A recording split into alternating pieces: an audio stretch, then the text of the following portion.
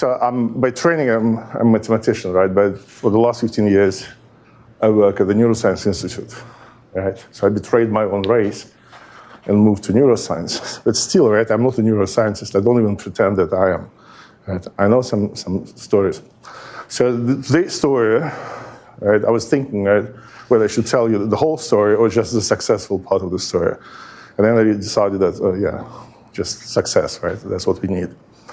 And we're going to talk about these two animals.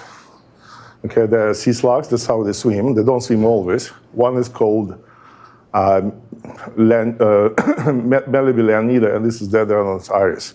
So they're brother and sister, right, in a development stairwell. The difference is, I mean, and then you don't have to even know the circuitry, the neural circuit that drives the locomotion of these animals. This is called CPG, central pattern generator. And the point is that this animal, when it starts swimming, you can't stop it. It's like a robot, boom, boom, boom, boom, right? It hits the wall of the aquarium, keep running, right? This is intelligent. Okay, it initiates swimming and stops swimming. These guys keep swimming until something happens. So that's the first thing I would like to say. Then there's a circuit here, it's called CPG. And the circuit, right, when neurophysiologists do experiments, of course, they don't do it in the water. They do it in a Petri dish, right? And the point is that that circuit, right, it generates one particular rhythm, which basically gives you this, right? So the signal goes into the amplifier, basically muscle neurons, right? And then they do the job. But the circuit on its own generates this pattern of activity, right? And the pattern emerges like this, right? And then dies like that too, right? So it's one example of a similar sea slug called Tritonia, unless those guys, Tritonia is a very poor swimmer, right? Once it senses a predator, like sea slug or sea star, right, it will try to swim away, okay? And it has about 60 seconds to swim away, otherwise, right, it didn't make it, okay? And that's how the circuit that controls this locomotion looks like. So as you can see, this dorsal swim interneuron, so it's a ganglion, right? It's not just one cell, it's just several cells. They have very tight gap junctions, electrical coupling, so they all act together. So whenever you see things like that, triangle, it means it's a chemical excitatory synapse. Okay, and that synapse only active when, say, this cell generates train of spikes. Okay, it's inactive during the quiescent period. Okay, so and these synapses, they can be fast, they can be slow, they can integrate, they can accumulate. We're going to talk about this more. And whenever you see something like this means inhibition. Inhibition means that whenever one cell, say, is active, right, it tells the other one, slow down, right? Don't spike. Okay, wait for me. And in contrast, excitation means if the cell goes up, it will promote, like, come along with me, right? Generate a train of activity. Okay, and surprise, surprise, you see, this basically means that whenever the cell is active, right, it sends excitation to the cell on the left, right, which is fast, and then inhibition gets into the game, right? So it gets, come along with me, and then slow down. So synapses are a very interesting thing, right?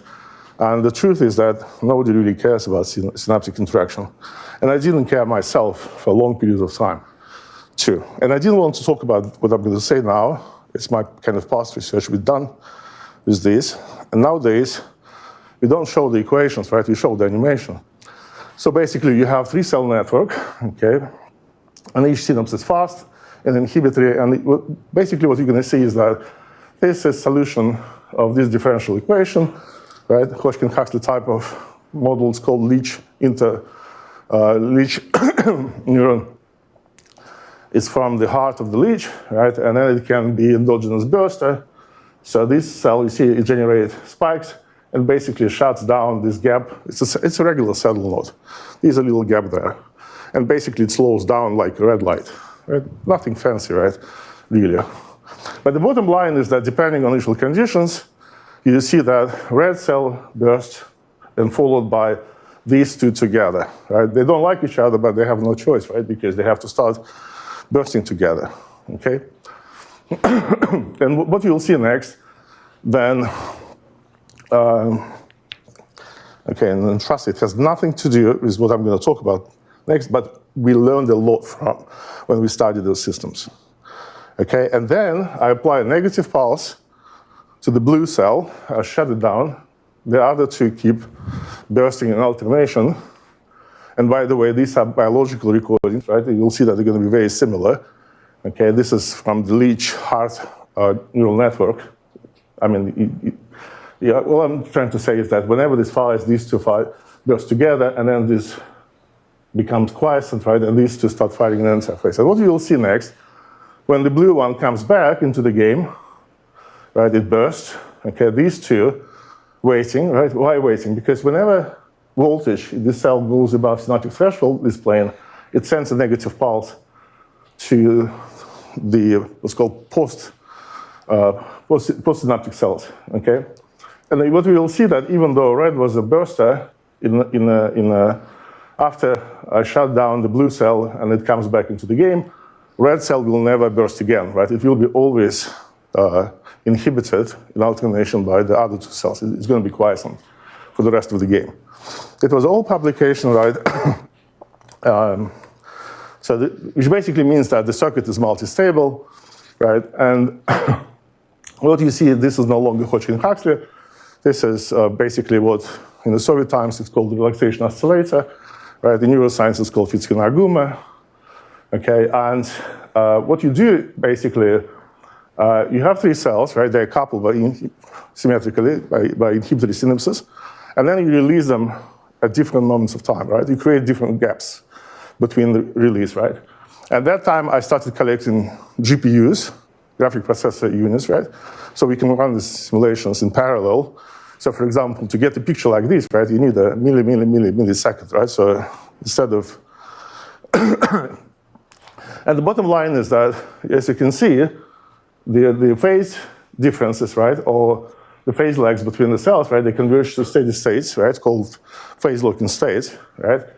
And I needed to explain the concept of the phase plane to neurophysiologists, right, neuroscientists. So they want to see everything in progression, right, like voltage traces, right? And then you get rid of these, right, and put the phase difference between 1 and 3, and the phase difference between cells 1 blue, 3 red, and 1 and 2 here, and then you have this picture, right? And you know that, oh, I have an attractor, okay? What's the phase difference? Okay, we're going to talk. You have another attractor, stable, fixed point. Of course, I have saddles in between, right? How else? And the stable sets of the saddles, they basically bounce the attraction basins of this fixed point, right? I mean, and then Arkady talked about coupling functions, right? And everybody talked about coupling functions. And at a certain point, I wanted to move forward with the coupling functions, right? It was way before we met, right? And then I talked to Paul Katz, who is my boss, my co-PI. I showed him this, right? And he said, nah, I don't get it, right? I'd rather see this, right, instead. Okay. And that's why I decided not to move with this stuff. And then Jeremy, who is a PhD student in the lab, he did this movie. And that movie basically let us, the ice between us and neurophysiologists get melted after that. So they can see the phase lags, okay, trajectory that bends, converges to this fixed point. Look at the coordinates 1/2 and 0, which means, and then you look, 0 means that green and blue cell burst together in antiphase with the red cell, right? Everything is symmetric, so therefore you should have red attractor, you have to have blue attractor. I'm going to speed up a bit because that's not my topic, okay? And then there are other fixed points over here. If you look at the coordinates, this is 2/3 of 1, which means red followed by blue followed by the red cell, okay, and followed by the green cell because of the 1/3. And clear, right? We call this traveling waves. They should be called peristatic rhythms. To make these plots, you do lots of initializations? Lots of initial conditions, right? Yeah. But as I said, on GPU, it's done. Right? So that's why, I mean, again, I was very grateful to NVIDIA At that time, NVIDIA was generous enough to give you academic donations. You get a GPU like Tesla K40, very expensive, right? It's like $7,000, right? If you have money, it's not expensive, right? If you don't have it, it's expensive, right? And the point was that, all right, I can do this Hodgkin-Huxley, right? Then if I do Fusina-Guma, right, and I'm going to make a little trick, right? In Fusina-Guma, for some reasons, right, these are always what's called slow null line, which is straight line, right straight because it's easy, I mean, it's simple, right? But I need a saddle node here, this gap. And the idea is that whenever the cell is active above that threshold, it will cell inhibition. Inhibition geometrically basically means that this cubic nucleon shifts closer to this red line, right? And then the blue cell slows down here, right? Okay, and depending on connectivity, depending on everything, right, you can get these diagrams, right? And then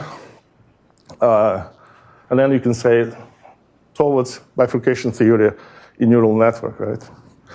He didn't get the joke. Hello? Towards bifurcation theory is neural network, right? Yeah, I haven't had a paper like that. But what the slide is trying to illustrate that there's tree here, right? And then you can create what's called theta neurons, basically unit circle, and there's a cell node here initially, right? And then you slow down there, and you will get the same picture. Which means this is called bottom-up approach. You study first real biologically plausible model, right? And then you generalize. And that means you know how it works, okay? If you can do it in a toy model. And then you can change the connectivity, you can change individual cells, right? You can change different connectivity strength, right? And then you see that how it bifurcates, right? And so forth and so on. Just a little comment. Speaking of Arnold tongues, right? Arnold tongues is just a V-shaped resonance zone, right? It has nothing to do with Arnold. But still it's called Arnold tongue. And whenever you have a fixed point, this means you're sitting inside this area, right? And when you cross it, that's why saddle's for, right? That the saddle and stable fixed point get together, merge and disappear. That means you cross the boundary. So basically how it works.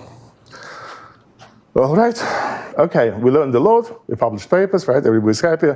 Now I teach this in a class that I skipped today because my class was at 9:30 in Atlanta, right? I have zero intention to wake up at 6.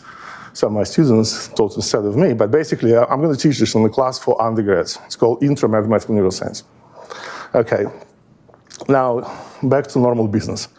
I already mentioned Paul Katz, who was my co-PI in the grant, and his wife, Sarah Pellis, she was my co-PI too, another grant. And then Sarah, they live in Decatur, part of Atlanta, which is a very cool area. And she found this, right? This is poisonous snake, known as a copperhead. It's very similar to rattlesnake, right? What do you do when you see something like that? You run. What neurophysiology does? She grabbed a shovel and chopped the head off, right? What Paul did? He put it on a hot, dry way, and then heat goes into sensory neuron projected onto the CPG, and it starts crawling, right? So that's an example that CPG doesn't need, right? It needs a sensory feed.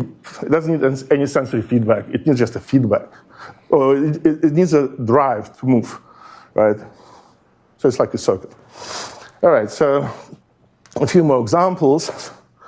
So this is from San Diego, Alan Silverstone, basically who pioneered CPG research, right? Okay, you go to a restaurant, you'll get a tail, but this guy in its stomach has teeth. That's how they look like. You'll see the movie, right? And that's how the teeth move when the animal is hungry, right? Basically, it's called gastric meal. And then his former student, Yves Mother, he started pyloric circuit. Basically, you have a garbage in the stomach, and that's time to throw it away, right? And there's a valve, and then it sucks in the garbage, right, and then throws it away. It's another famous CPG made of 3 cells, right? And the mystery is that, okay, they know verbally how it works, right? But no mathematician ever did it right. Okay, maybe it's time. Another example, toy model, I had an Italian student in the lab visiting, and it was And we said, like, okay, just create something really simple, right? Like Salamandra. When a constant current injected in Salamandra's spinal cord, Salamander will walk like a crocodile, right? And the current gets stronger, right? It's going to swim. As simple as that. So this is just like, okay, you have a dog, right? Small dog. It walks like this, right? And then say, come to the daisy, right? And it runs, right? Flies. And then legs is going to go transition from anti-phase to synchronous rhythm, right? And the challenge is that, okay, try to at least create something simple, neural network that can do that. The problem is that for a long period of time, I ignored some suggestions given to me by my friends, neurophysiologists, right? They say that, Andre, our cells never burst in isolation, right? And I used oscillators to put this together, right? So I cheated, kind of, right? And that was the time to switch to a serious business, right, and stop cheating, okay? And this is the primary game, Akira, neurophysiologist, okay? Akira goes in a petri dish, in a neuron, so you have to identify the cells. They're relatively large. Akira is from Japan. He's a perfectionist, right? Look at his traces. Okay, ordinary differential equations, right? Okay, and that's the animal. It's called Dendronotus iris. Okay, and that's how it swims. So basically what Akira does, he drops some salt, some piece of salt, next to the body, right? And it changes the gradient. Sensory cells feels that and starts swimming. They try to swim away. So bottom line is it doesn't swim always. So the cells don't do this always, right? They're quiescent. And then sensory cells send the signal, right? That signal basically creates instability in the circuit, and it starts moving, okay? It starts moving. But before, it was in potential well, okay? So just this slide shows you the animals, the actual brain, right? The circuitry. And this is the state of the art. Akira now can record from 6 electrodes, and it's a state of the art in the business, right?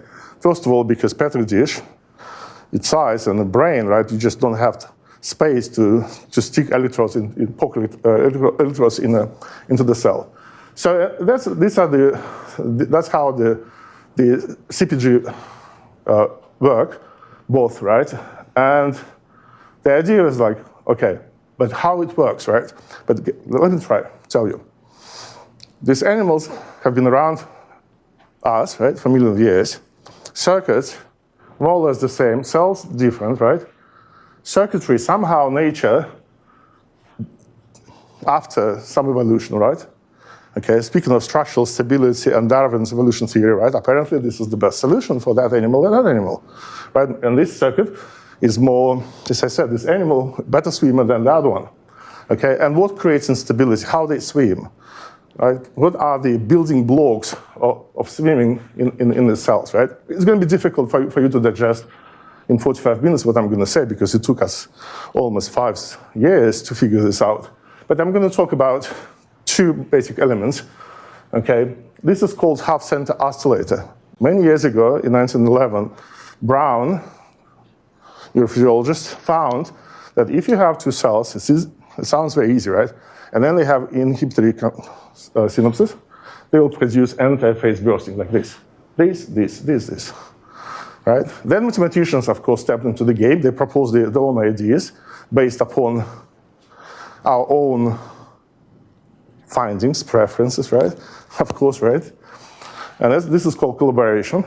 And then they come up with certain concept how to make 2 cells burst in anti-phase. Say it again? Of course you can. In this pattern, what is the role of the change of the resting part of the membrane potential? What is the rule of the changing? The rule of the change, because if you observe, every time you have your spikes triggered, the resting level of the potential increases. All right, okay. Let me explain to you. Spikes are very cheap to produce, right? They last less than 3 milliseconds, right? If I don't connect the dots, you won't see spikes. You will see just, depending on sampling rate, of course, right? The bottom line is that on average, okay, this level and this level, the difference is about 2 millivolts, even less than that. Yes, it's very important, but it's the difference in resting No, that's not, reputation and the ionic concentration. Can I finish? And then you can ask. That's not true. The truth is that spikes are needed to release synapses, to produce release neurotransmitters. That's the role of spikes, unless you have graded synapses, if you know what that is, right? So basically, when this cell generates a train of spikes, up to the synaptic threshold, it talks to the other cell, okay? Only because of spikes. All right, so back to our neurophysiologist friends, right? They are cream a la cream, in my personal opinion. So for example, you have a circuit like this, and then Akira applies a little bit of what's called curare, right, which is neuroblocker. And the neuroblocker basically doesn't let spike propagate along the axon, which means they don't talk, okay, speaking of the level, right? And after that, you can see the rhythm become broken, right? It's no longer there. As time progresses, right? So the curare, the Native Americans use that neuroblocker to hunt, right? It doesn't kill the animal. It basically destroy the connectivity between the cells, right? Okay, and then either with time, it washes away and it starts swimming back, right, if it swims. And Eve Mother, that I mentioned today, she proposed an interesting thing, right? It's called dynamic lamp experiment, right? My electrode signal goes into computer, I can read them, right? And then Thomas Novotny, he was UCSD there, he developed software that Akira used, which is basically a real-time Windows. I was surprised I never knew it existed, right? And then you can generate synaptic current and inject it into the cells, and you can see basically you can restore the rhythm, okay? That's and then we go in Akira's lab. I saw his recordings, right? And I saw that the spike frequency, so to speak, right, it kind of maximizes the middle of the burst. Okay, that's how it looks like. And I made this silly move, and I picked the model, Hodgkin-Huxley, that actually has nothing to do with this, right? It's called parabolic burster. And we'll talk about this. Another example, okay? TTX, another neuroblocker. If you go to Japan, and if you're lucky, get to these fancy restaurants when they serve a fugu fish, right? And female fish can be very, very poisonous, right? So they have to be removed certain pieces, right? Because they contain TTX. And TTX, speaking of Arkady, right, it blocks the connectivity between the respiratory system and the heartbeat, okay? And people end up in the hospital. So in this animal, when Akira applies TTX, you can see that all connectivity basically is gone. But this is during swim episodes, and the cells are actively tonic spikers, okay? And then he uses dynamic lamp, Thomas Novotny software, and other folks, right? And restores more or less the rhythm, okay? Between these two cells, okay? And these guys, they're tightly connected to SI1. SI means swim interneuron. SI1 right, SI2 right, SI1 left. And then they produce this rhythm, okay? So the question is that if they can do it, right, and we are so skilled in dynamical systems, right, at least I think of myself, right, can I do that, right, without any cheating, reliably, right, without relying on my very specific knowledge? Okay, another interesting story. When an animal is small, like 30 grams, it swims, the frequency, the period of swimming is about 1 second. Okay, then it becomes mature, and the period now becomes 4-6. Okay, and when animal is about to disappear, right, the swimming period goes like this, right? But the circuit doesn't change. If you put the animal in hot water, it's not going to swim any faster, right? So another interesting story. What happens, right, with the speed, with the synapses, with the circuit, so it changes the temporal characteristics, right, from 1 second up to 14 seconds, right? Some proteins, right? So what happens? Okay, so let's consider the very first modeling attempt. I already said these guys, they're coupled electrically, right, strongly, and there are reciprocal chemical synthesis between them. And that's why we can basically, what we can do, we can treat them as a one cell. It's called ganglion. Another question, why all of a sudden you need this block, right? Why you need 4 cells in the block? And why you need this synapses? And the answer is that basically I'm telling you that what sets up the range for the swim pattern from 1 second to 14 seconds, right? And what our contribution, I believe, was helpful to our neurophysiologist friends. We wanted to get the feedback, and they wanted feedback from us, propose certain ideas, right? How we validate the model, how we test it, right? All right, and then we published a paper. It produces more or less the same rhythm, right? And I do know that everything is wrong. At that time, right, we used different, wrong motivations, right? And we used wrong ideas. But we published it, right? So, and now, let me talk about the choice of the model, okay? The model that produces these rhythmic outcomes. Okay, I already said that I noticed that spike frequency distribution has this shape, where spike frequency maximizes in the middle. And I did remember there was one particular model. It's called Plant R15 Burster. Plant is the last name, surname. He was actually here in California, okay? And then he devised the model based upon Hodgkin-Huxley. Typical, this is just a Hodgkin-Huxley to generate action potential fast, okay? Then he added 2 slow currents, right? If I go specific into the names, it doesn't really matter. You need a slow engine, basically, to generate bursts. You always need slow engine that will give you spikes, then a period of quiescence, right? So this endogenous burster, and basically we always say that this model was supposed to describe dynamics of R15. It's one particular neuron in this animal aplasia that is involved in egg laying. Whether it's true or not, I don't know. If you go to Squirrelpedia or Wikipedia, right, you'll find that.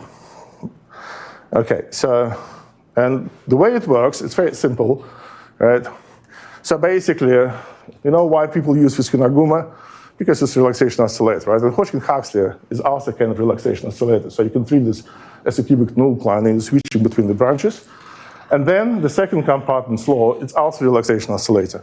As you can see, there is a branch, okay? And whenever you follow the quiescent phase, right, you follow this thing, right? And then you generate action potentials.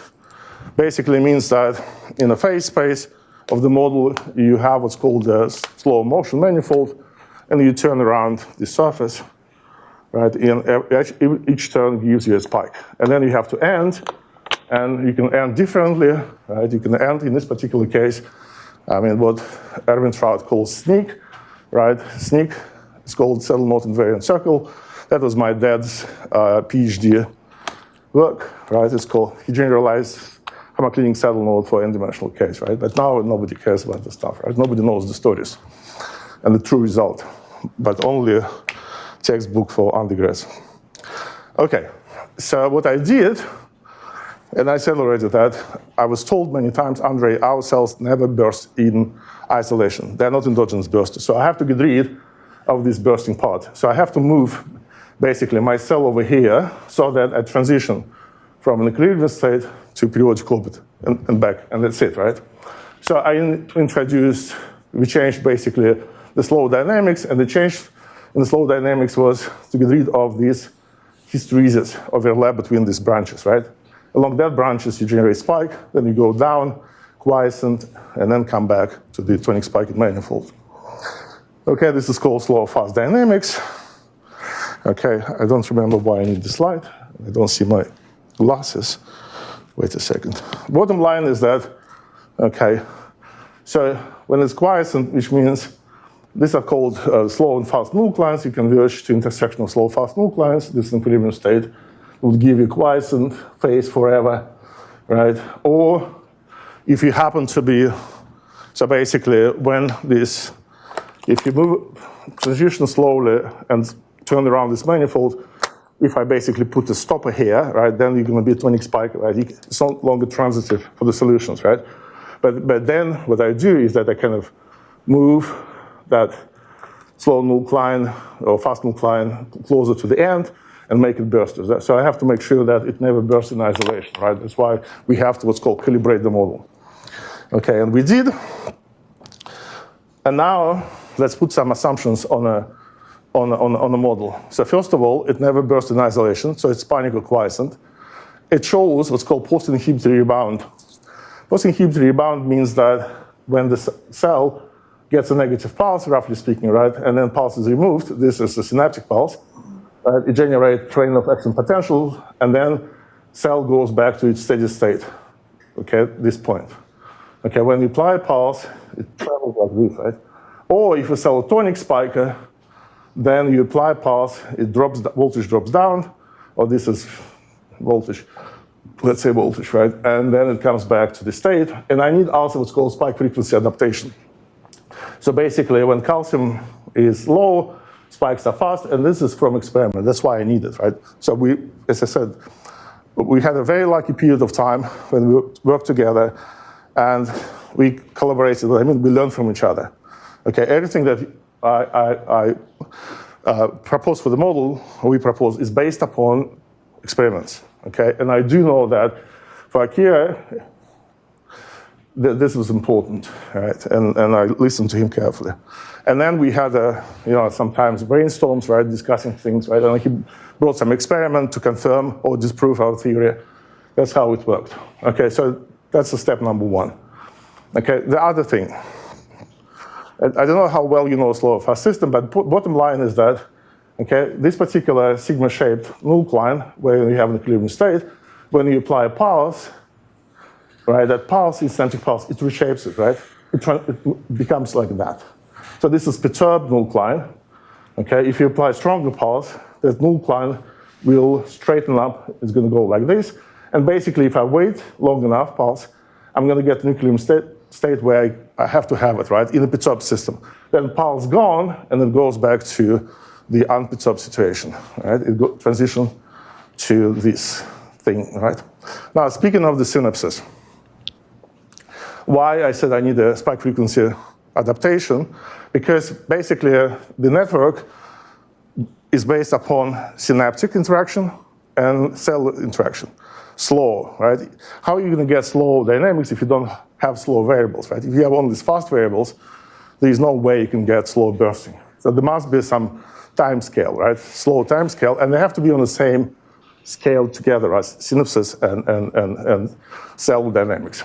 So what is shown here, we developed our new model, okay, nothing fancy, right, for the synapses, and that's how it works.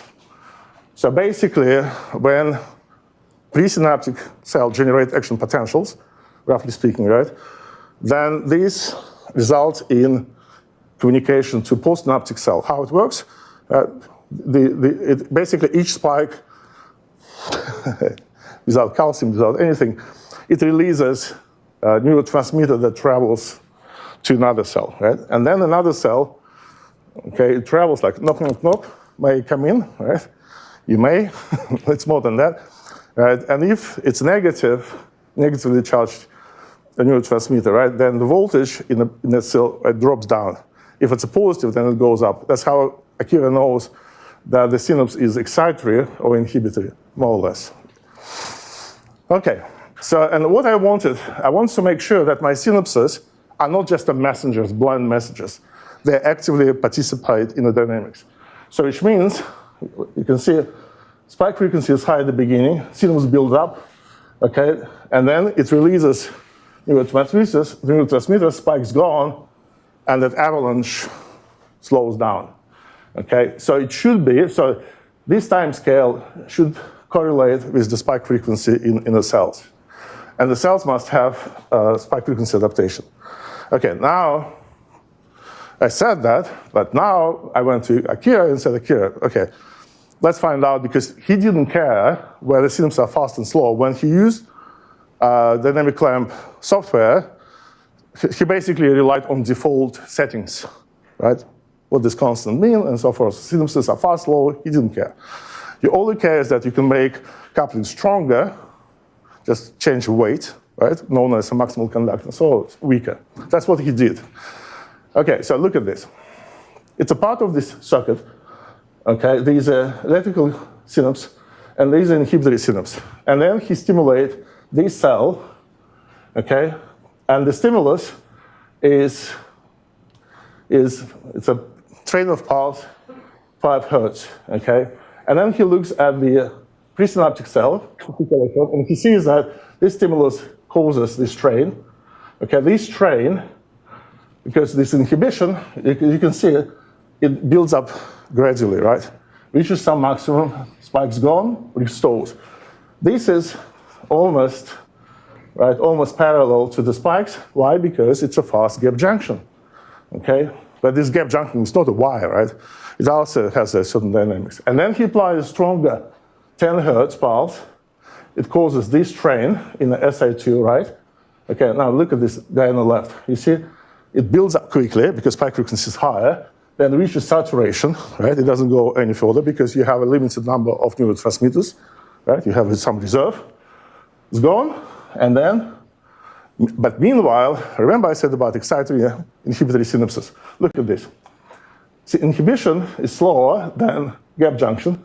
So initially you have this build-up, and then inhibition kicks in around here, and then it makes the cell hyperpolarized, the driven cell. So that's how we develop our models.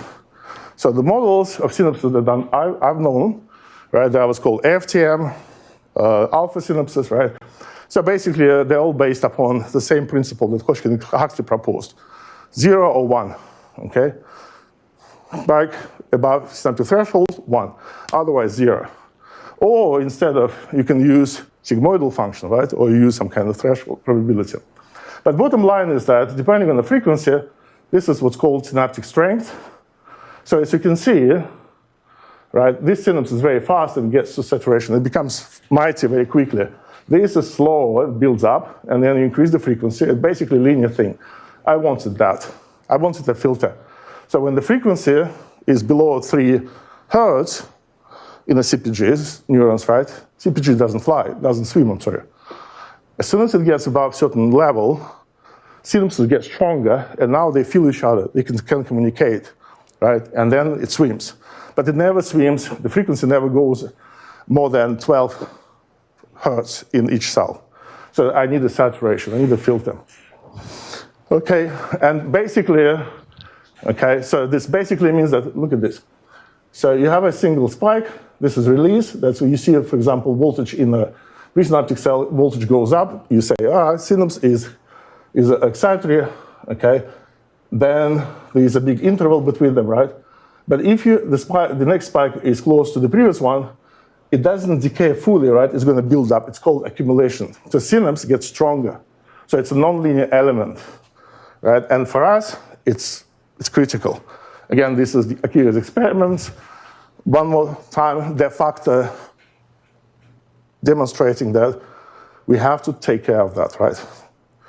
Okay. And that's basically the synapse we developed, several models. One is called dynamic synapse, okay? This is called alpha synapses, first order, second kinetics. Basically, it's kinetic means, okay, release causes this, causes that, right? It's nothing fancy, chemistry. Okay, I wanted something like this. It builds up, and if frequency drops down, basically synapse is very, very weak. Why? Because I don't want to get a situation when one cell goes up, right, and then shuts down the other cell forever. Okay, that's why as soon as the frequency in this cell slows down, synaptic interaction weakens, and it will release the other cell from inhibition. And then the picture repeats. Okay? All right, so these are the equations of the synapses. and how they work. Okay, and this is our new developed model, right? Second order kinetics, because it's a next step. It slows down the sims. As you can see, it basically it's a filter. It makes it smooth, right? But on average, basically you can say that, all right, my average is right here, right? This one average should be white line. This average is sigmoidal curve. And the only reason it's sigmoidal curve because we didn't invent anything radical, right? We use the same equation, but we used the sigmoidal, like what's that thing? Parabola map. What's the other name? Parabola map. From evolution, right? When we go to sigmoidal thing, logistic equation, logistic map. This is just a logistic thing, right? Okay. So, and this logistic term gives us little delay. We can control it, not we, right? We are, as I said, we correlate this basically numbers calibrate with the spike frequency that is typical for the cells. Okay. Okay, the first example. All right. It's a half center, 2 cells, bleed and grew. Okay, and initially they are tonic spikers, right? So basically, tonic spike, you have a limit cycle right here. Okay, how initiate the rhythm? I talked to Arkady because I remember from my undergraduate studies, I heard these terms, balance of phases and balance of amplitude.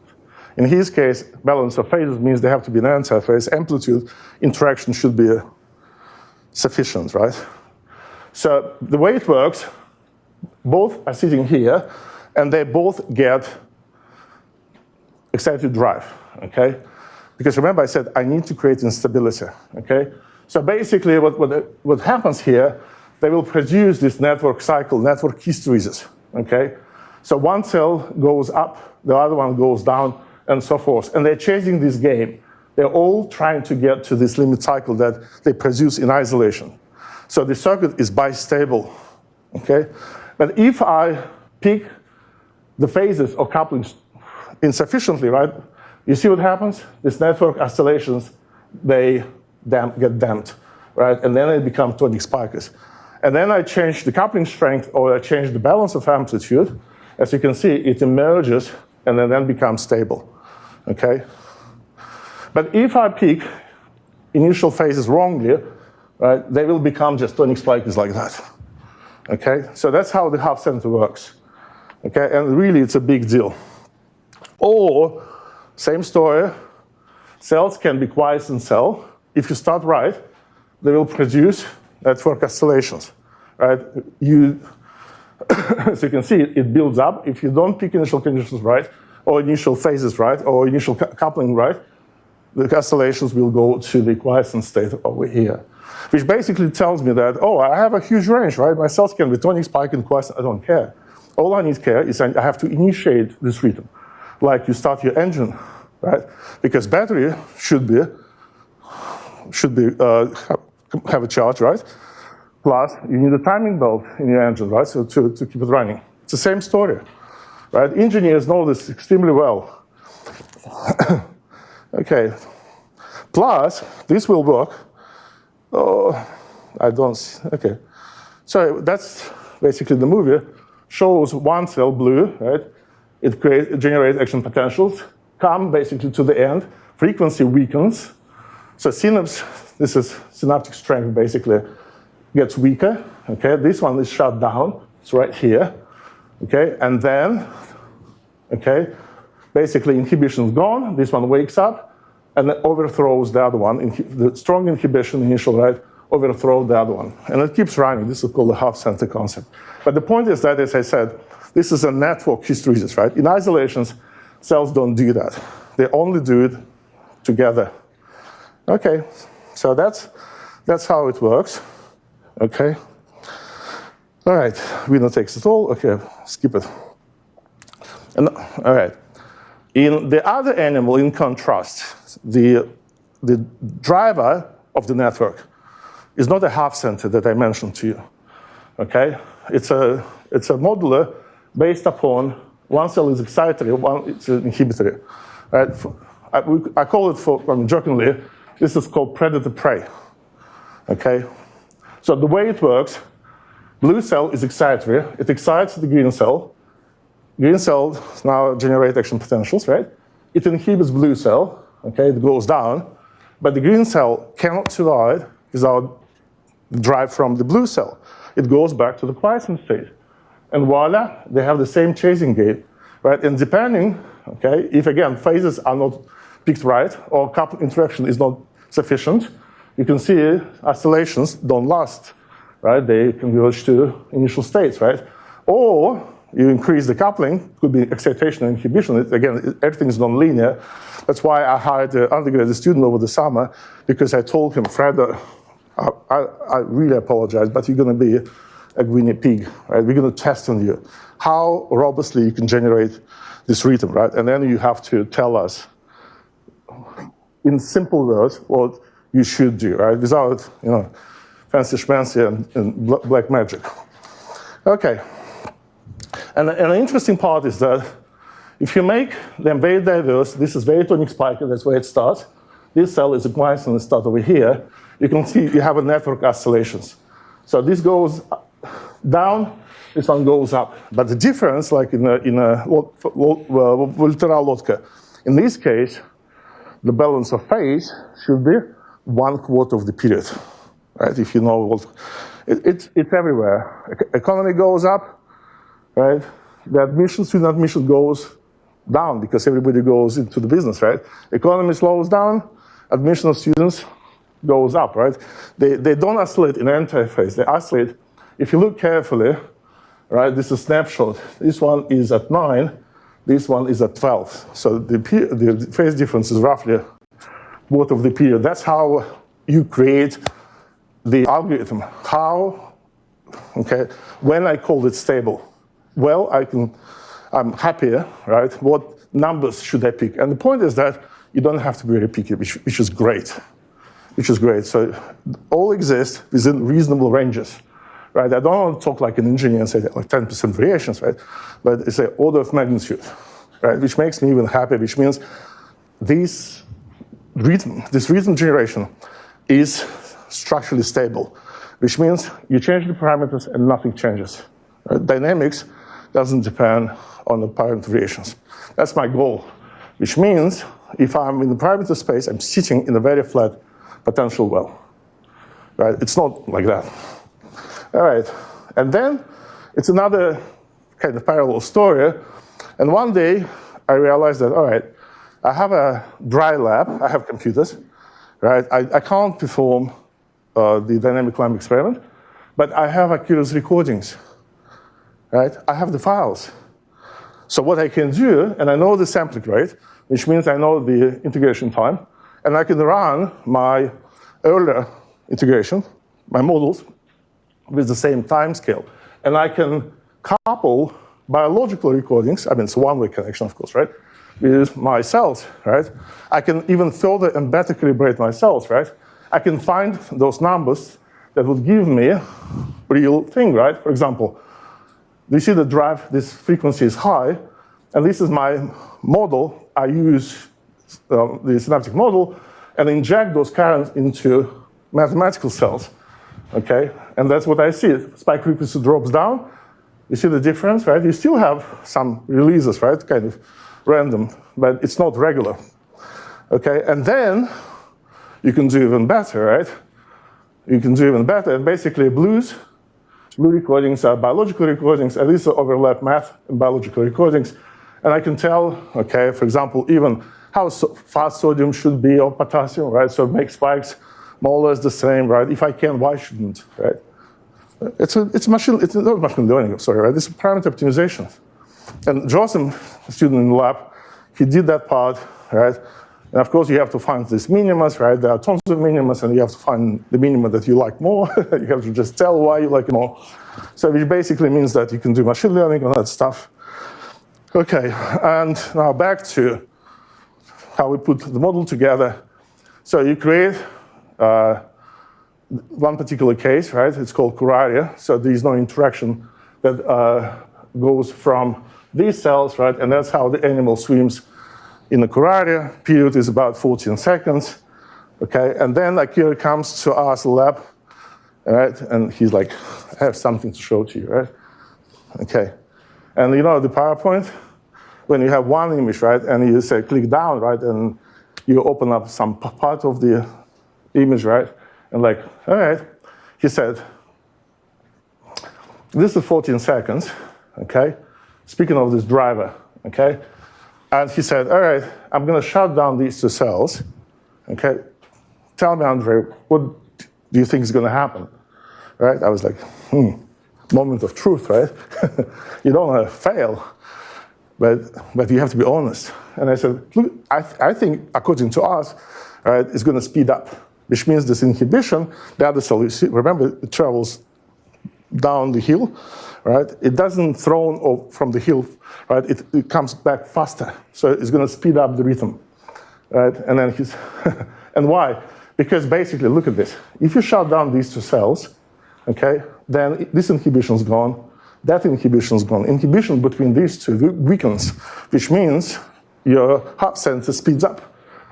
Okay, this is the result. Akira was impressed. I was impressed myself too, right? Like, oh, good, I'm on the right track. It's not that, you know, just another story.